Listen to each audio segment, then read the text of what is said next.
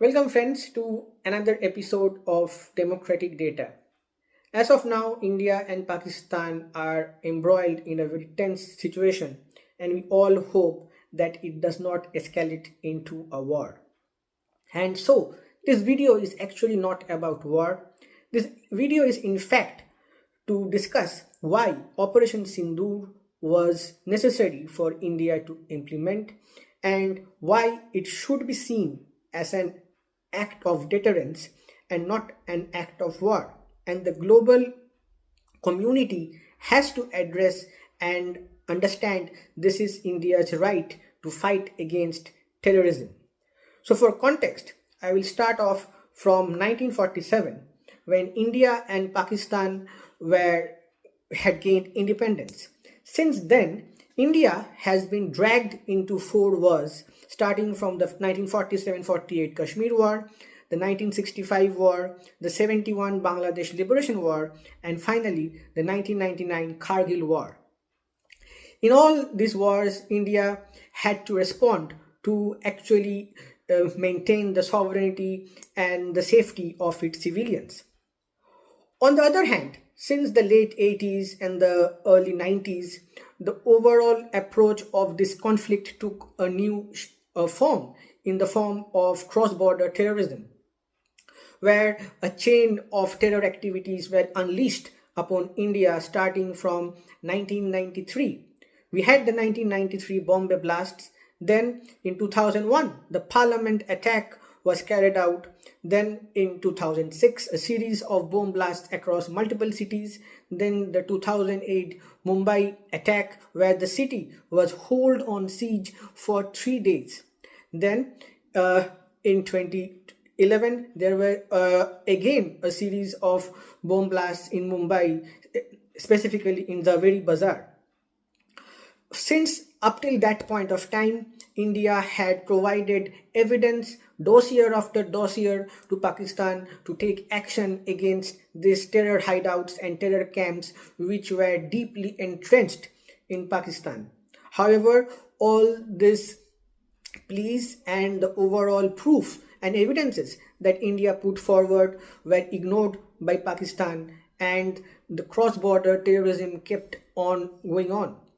In 2016, after the Uri attack, India had to respond this time around, and they carried out a precise surgical strike in POK. But soon after that, in 2019, again we had the Pulwama attack where 40 Jawans were murdered, and then India had to increase its notch a bit up, and it carried out the Balakot airstrikes.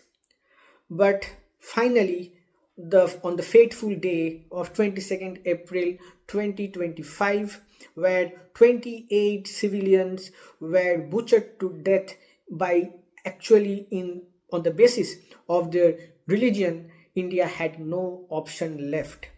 Prime Minister Modi, in his rally from Bihar, had promised that he would crush the terrorists in their own hideouts and locations deeply entrenched in Pakistan.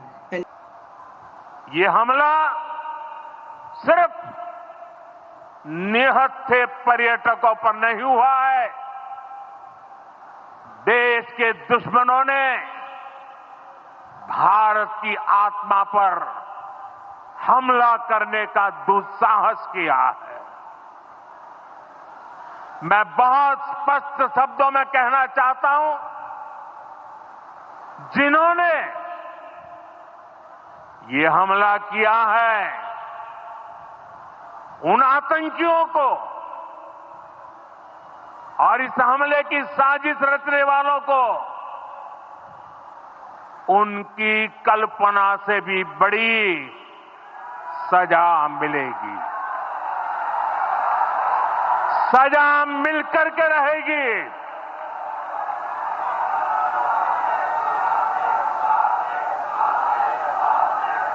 अब आतंकियों की बची खुची जमीन को भी मिट्टी में मिलाने का समय आ गया है। And that's what Operation Sindoor was all about. it was not against the civilians of any country, not against any army of any country. India had precise locations of all the nine hideouts which India had targeted, and with precision and with high restraint, India carried out those strikes. As far and also India tried to minimize as much as civilian casualties are concerned. Time and again, we have seen like various countries in the world carry out similar kind of response when their country was like impacted by any terrorist attack. And I feel that's the responsibility of any powerful, sovereign, and proud country. So the world also has to recognize the fact that this Operation Sindoor was not an act of war, it was an act of deterrence to actually instill fear and make them understand so that the perpetrators of this heinous terror activities think at least 1,000 times before again carrying out such terror activities in India. So I think going forward, India would maintain this kind of overall approach towards terrorism. And the Indian government has also highlighted the fact that any act of terror against India would be considered as an act of war. And as of the current scenario, the diplomatic tensions between the two countries are raging on. But what I feel that as far as the military conflict is concerned, that should be actually controlled as soon as possible. War is never an option, as I said, and war actually inflicts not only huge casualties on both sides, it also actually impacts the economy. India is on a path upwards towards becoming the third largest economy in the world. So I believe India should carry out its diplomatic strikes that it is carrying out against Pakistan. And it's time for, I think, Pakistan also to realize that, as once Hillary Clinton had once said, like you can't keep snakes in your backyard and expect them not to bite. It would be great if Pakistan then could actually carry out this operations against all the terror hideouts in their country, and in this way this would actually help in better trust building between these two countries. I would want to again emphasize on the fact like India and Pakistan form the bedrock of the subcontinent, and conflict between these two nuclear power heads is not only uh, like a calamitous situation for both the countries but for the entire region. So I think it's best to come and sit across the table. Make India should make sure that Pakistan takes punitive action against these terror hideouts and terror camps, and then only we can actually progress towards a more positive and an overall trust building situation in the subcontinent.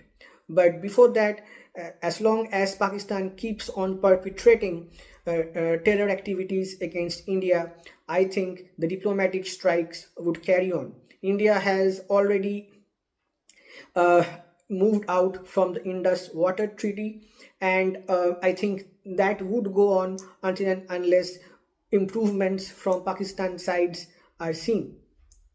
Also, the trade strike and the digital strikes would also go on as for now.